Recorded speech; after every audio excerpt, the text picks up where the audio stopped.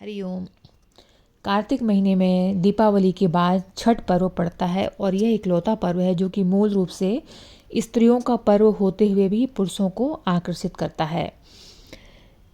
छठ पर्व ने हमेशा से सामाजिक विषमताओं को तोड़ने का काम किया है। इस पर्व के दौरान गीतों का महत्व भी कम नहीं है। छठ पर्व के गीत शास्त्र और मंत्र दोनों की भूमिका निभाते हैं।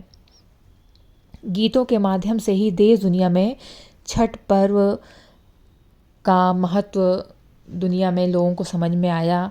छठ गीतों के माध्यम से ही लोगों को ये पता चला कि हाँ, इस तरह का भी पर्व होता है। ये पर्व मुख्य रूप से बिहार और उत्तर प्रदेश के लोग मनाते हैं। हालांकि अब तो पूरे भारत विदेशों में भी यहाँ के लोग बस गए हैं, तो वहाँ भी बहुत ज़ोर शोर से यह पर्व मनाया जाता है।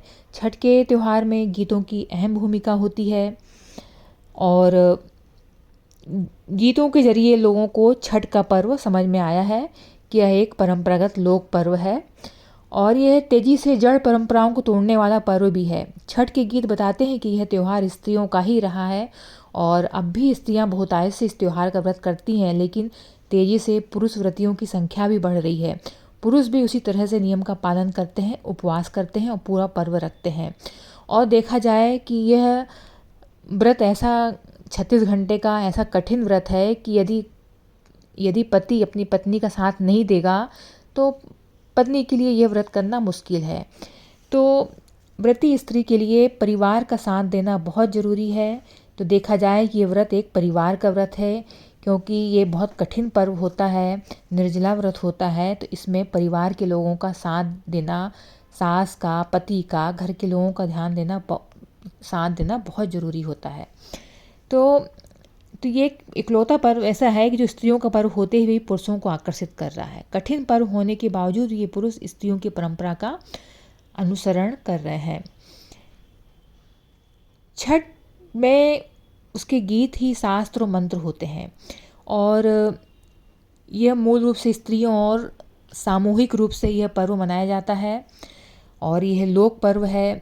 इसके आप गीतों में देखें तो छठ पर्व के जरिए महिलाएं संतान के रूप में बेटी पाने की कामना इस गीत के माध्यम से पता चलता है। जैसे कि रुनकी झुनकी की बेटी मांगिला या 5 पुत्र अनछन लक्ष्मी, लक्ष्मी मंगबाई जरूर जैसे पारंपरिक गीतों में छठ पर्व के जरिए संतान के रूप में बेटी पाने की कामना पीढ़ियों से हो रही है। छठ के गीतों से इस पर्व को समझें तो व्रती स्त्रियां सिर्फ एक संतान की मांग को छोड़ दें तो अपने लिए कुछ नहीं मांगती। अपनी हर मांग में उनका पूरा घर शामिल रहता है। पति के निरोगी रहने की मांग रहती है, संतानों की समृद्धि की कामना रहती है, उनका अपने लिए कुछ कामना नहीं रहती। छठ के गीतों से बारीकी से गुजरने पर यह भी साफ दिखता है कि ये नज़रिए से पूरी तरह से लोक का त्यौहार नहीं है, बल्कि हर तरीके से विशुद्ध रूप से लोक का ही त्यौहार है। छठ के गीतों में एक और आश्चर्यजनक बात यह है कि कहीं भी मोक्ष की कामना किसी गीत का हिस्सा नहीं है। लोक की परंपरा में मोक्ष की कामना नहीं है। यह तो एक पक्ष हुआ।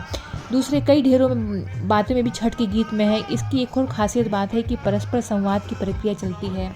पारंपरिक लोकगीत परलोक के सहज सरल रिश्ते को खूबसूरती से दिखाते हैं। छठ गीतों का एक खूबसूरत पक्ष यह होता है जिसमें प्रकृति के तत्व विराजमान रहते हैं, जैसे सूर्य, नदी, तालाब, कुआं, गन्ना, फल, सूप, दौरी, यही सब होता है छठ में। ये सब चीज़ें या तो गाँव गिराव की चीज़ें हैं, खेती किसानी की चीज़ें हैं या प्रकृति की चीज़ें हैं। छठ के बारे में कहा जाता है कि सिर्फ कहा ही नहीं जाता, स्पष्ट नज़र भी आता है। यह एकमात्र त्यौहार है जिस पर आधुनिकता हावी नहीं हो पा रही है या कि आधुनिक बाजार इसे अपने तरीके से अपने सांचे में ढाल नहीं पा रहा है।